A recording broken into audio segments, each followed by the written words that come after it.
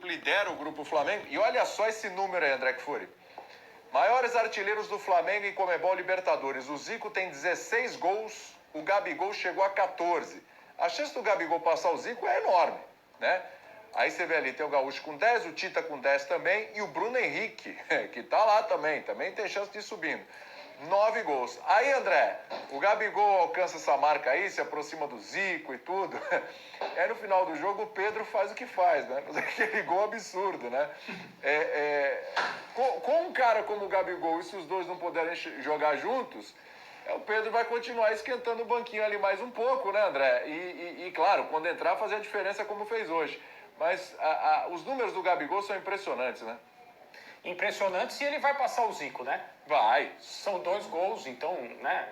Se o Gabriel Barbosa continuar em campo, e tomara que ele continue, ele só não continuar se ele tiver um problema físico, se machucar, coisa do tipo, vamos bater na madeira aqui para que nada disso aconteça, mas ele continuando em campo, nessa Copa Libertadores, ele vai fazer os gols necessários para se tornar o maior artilheiro do Flamengo na história da Libertadores.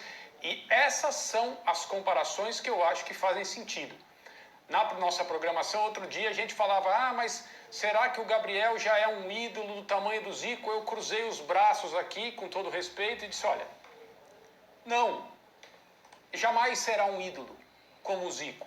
Jamais personificará o Flamengo e o que é ser Flamengo como o Zico.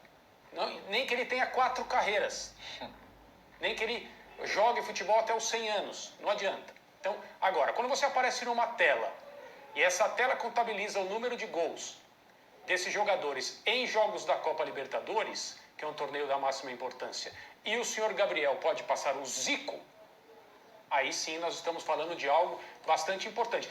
Mais ou menos, bem mais ou menos, como quando aparece o nome do Mbappé em idade e gols marcados na Copa do Mundo ao lado do Pelé.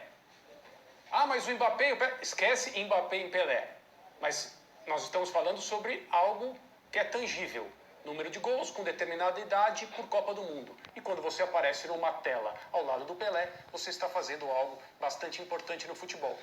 Tirando isso, o Flamengo fez hoje uma atuação muito boa. Eu disse no início do programa que conseguiu quase tudo o que queria. E o quase fica por um momento de desconcentração no segundo tempo, quando vencia por 2-0. Sabedor que era senhor em campo em todos os aspectos interessantes e importantes do jogo de futebol. O time do Flamengo é tão bom, ele tem jogadores tão capazes, tão talentosos, que quando o Flamengo engata 20 minutos de futebol de alto nível, especialmente contra um adversário fraco como esse time chileno, parece que não é um jogo dessa competição. É aí que está. A impressão que dá não é só, olha, o Flamengo está jogando muito mais do que o adversário, isso é bastante óbvio. Mas você olha e fala assim, esse time chileno do La Calera não poderia estar no mesmo gramado que o Flamengo. Pelos méritos do Flamengo, antes que alguém comece a mandar mensagens aqui, você desmereceu a vitória e tudo mais e tal. Foi o Flamengo que durante o primeiro tempo passou essa impressão. Não deveriam estar no mesmo gramado. Acontece que com 2-0 no segundo tempo houve essa desconcentração, o jogo ficou monótono, o Flamengo se desligou um pouco. E aí, em jogos de Libertadores, o futebol ele é pródigo em ensinar esse tipo de coisa. Você não deve se desconectar, alguma coisa acontece, o Palmeiras passou por isso no Peru, o Flamengo não chegou nem perto do que aconteceu com o Palmeiras, mas levou um gol, e eu não reputo o gol como o problema. O gol foi um lançamento longo que pegou a zaga do Palmeiras, a zaga do Flamengo adiantada, a bola passou por cima dos 2 zagueiros, o jogador chileno foi muito bem lançado, finalizou bem e fez o gol.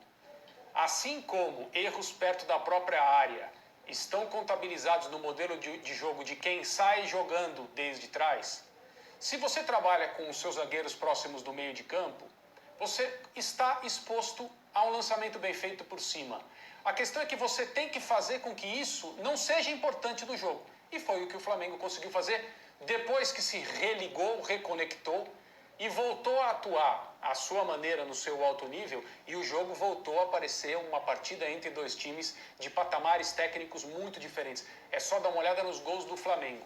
Quando o Flamengo engata o seu futebol, um time como esse do La Calera parece um time de aprendizes. E foi o que houve. Então, se uma das intenções do jogo de hoje, além da vitória e dos pontos, era afastar um pouco essa questão dos erros defensivos, uma bola que passa por dentro, a jogada de bola aérea defensiva que estava sendo problemática, o Flamengo conseguiu tudo isso. O gol que ele levou não é um problema. O problema foi ter se desconectado do jogo por algum tempo. Então, pera um pouquinho. Pelo que o André está falando, Rogério Ceni tem seus méritos, não tem, ô Vitor Birner?